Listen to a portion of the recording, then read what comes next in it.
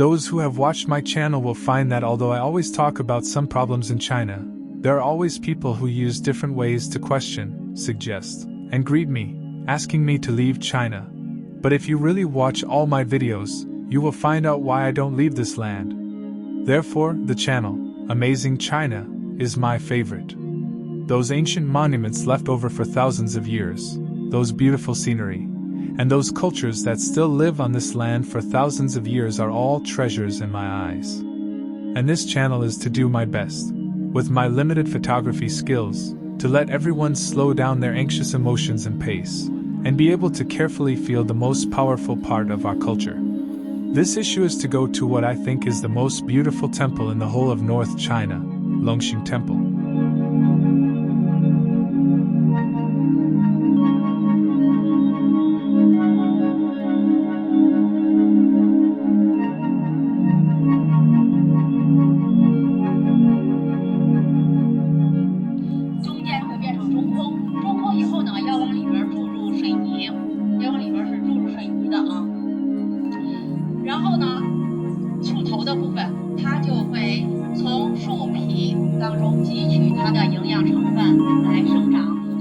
I don't know when China's ancient culture and heritage tourism suddenly became popular. I think this is not all due to the game about Wukong. I think many people will start to look for their own spiritual home after they are satisfied with material wealth. The Chinese people naturally need to find their own collective memory. At that time, I had no idea that there was such a small town full of historical sites on the edge of Shijiazhuang. Even when I visited Longxing Temple for the first time and arrived at the Mani Hall, I didn't think there was anything special here. But it wasn't until I walked to the Dabiai Pavilion that I was shocked by the magnificent Song Dynasty architecture for the first time.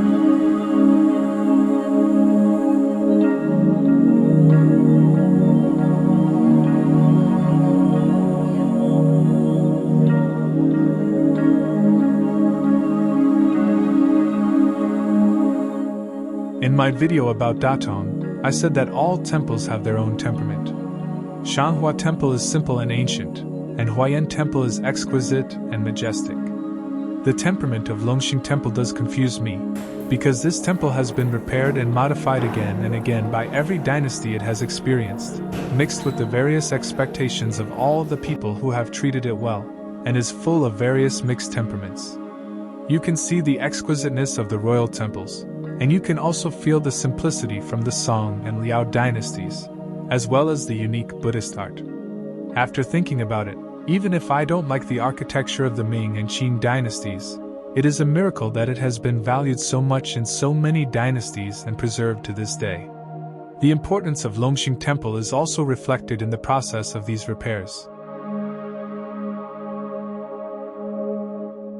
Many people thought that this building was a mountain gate, and I was deceived. It was simply a heavenly king hall. What about the mountain gate? The supervisor forgot to build it, so he simply replaced it with a dragon wall. Fortunately, this dragon wall was exquisite enough, otherwise the fate of the supervisor might be another story. The heavenly king hall, which was renovated in the Qing dynasty, is actually quite exquisite, but this style does not reflect the historical weight of this temple built in the Sui dynasty at all, and it is easy for people to ignore the value of this temple. And they put this ticket checkpoint at the entrance of the Heavenly King Hall, which strongly reflects the commercial value of Longxing Temple in the new era. I think the supervisor who forgot to build the mountain gate that year would probably crawl out of the ground in anger when he saw this scene. The most unfortunate thing about this Mani temple is that there is not enough space in the entire temple for you to feel the momentum of this building. The dense plants fill all the sites, and I think the combination of these plants is too ordinary. You can see such plants in any city park. Obviously, it does not support the historical sense of this Song Dynasty building. This is much inferior to the large square in front of the Pu Guangning Hall of Huayan Temple. If you are interested, you can watch my video of Huayan Temple. Only when you look at this temple from the air can you feel the charm of the four-bayed porch.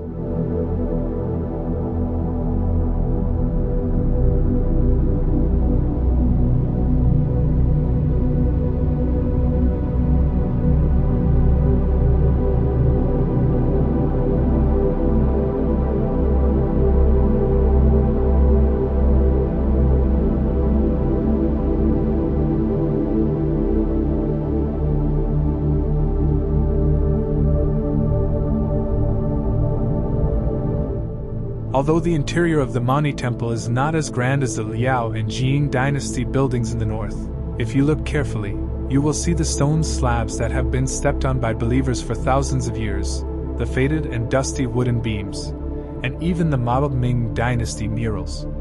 Putting these together is the color matching that history should have. Only then did I understand why I always disliked those colorful red and green ceilings of the Qing dynasty.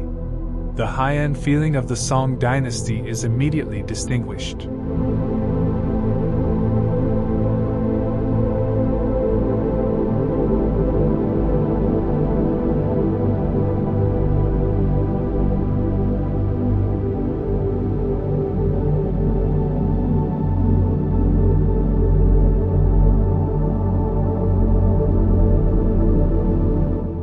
This Guanyin statue is what I think is the most precious part of Longxing Temple. I have never seen such an elegant and free statue in other temples, which is even beyond the times. It is hard to imagine what the average aesthetic taste of the Song dynasty was. This is probably the meaning of, "There is no China after Yashan."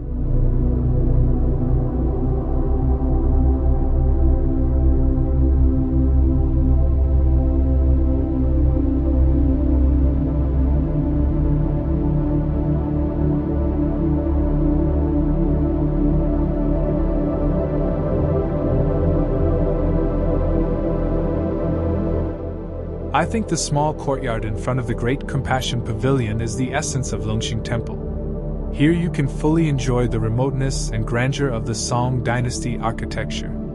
As for why the Great Compassion Pavilion must be rebuilt repeatedly, many people think it is because of the thousand-armed Guanyin inside. Of course, I know the historical significance of this Buddha, but I clearly stood in front of the Great Compassion Pavilion, which was rebuilt less than 30 years ago, and felt the beauty of the Song dynasty architecture for the first time. So I think everyone should thank Guanyin, who has stood here for more than 1,000 years. Without him, there would not be so many beautiful buildings that can be preserved to this day.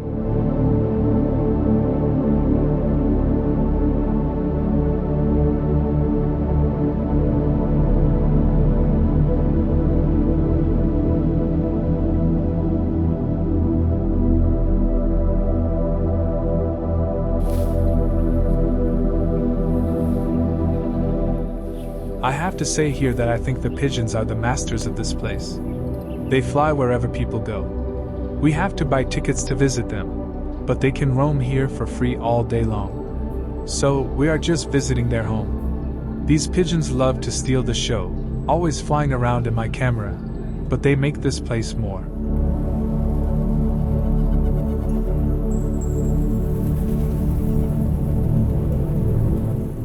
I think you can feel why I want to take pictures of this temple. We have very few buildings from the Song dynasty, and even fewer temples as magnificent as this one. I may only know a little about the academic and historical value of an ancient building, but I can be sure that the elegance, simplicity, heaviness, refinement, and grandeur that have been passed down for thousands of years are the driving force for us to continue to appreciate, protect, and spread. Although there are also very regrettable aspects of Longxing Temple that have not been passed down, such regrets are part of history. Otherwise, how could so many people come one after another to protect this place? Fortunately, I believe that this temple should not encounter the disasters of previous generations, and its current appearance should continue to remain for thousands of years.